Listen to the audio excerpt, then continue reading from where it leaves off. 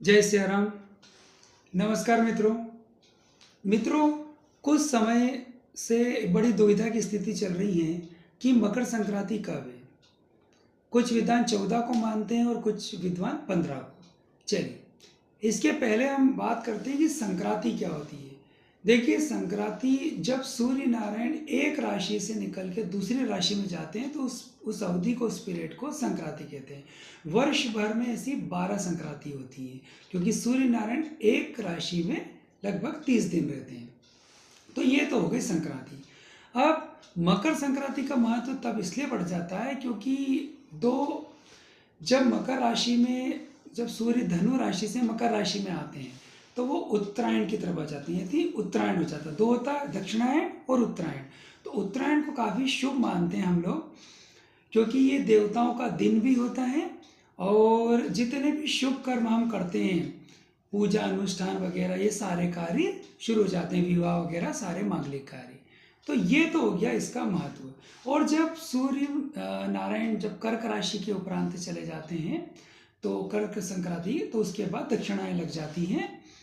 चलिए, अब प्रश्न उठता है कि ये हम इसको 14 को मनाएं कि 15 को मनाएं। तो देखिए, जब भी संक्रांति लगती है तो उसके कुछ घड़ी पूर्व और कुछ घड़ी बाद तक उसका पुण्य काल रहता है। इस बार जो सूर्य नारायण धनु राशि से मकर राशि में जो प्रवेश कर रहे हैं वो 14 तारीख को लगभग दोपहर में 3 बजे के आसपास प्रवेश कर रहे हैं। यानी उसके पूर्व, कुछ घटी पूर्व और लगभग 30-40 घटी बाद तक भी इसका पुण्य काल रहेगा। यानी मकर संक्रांति 14 को मनाना शास्त्र सम्मत रहेगा।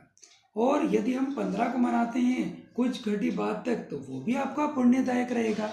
यानी कुल मिला के ये जो पीरियड रहेगा इसमें आप चाहे 14 को मनाएं, 15 को मनाएं, या परंतु 14 को मनाना ज़्यादा उपयुक्त रहेगा।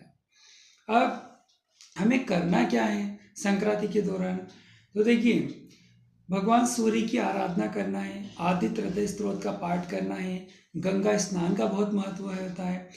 हमारे जो भीष्म पितामह थे उन्होंने, चूँकि इच्छा मृत्यु का वरदान था, तो उन्होंने उत्तरायण आने के समय अपनी मृत्यु को त्याग करा है।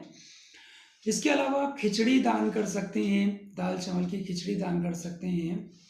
और स्नान, ध्यान, पुण्य, जितने भी कर्म हैं, सत्कर्म, जो कई गुना ज़्यादा इसका पुण्य फल मिलता है, तो ये सारे कार्य हम इस मकर संक्रांति में कर सकते हैं।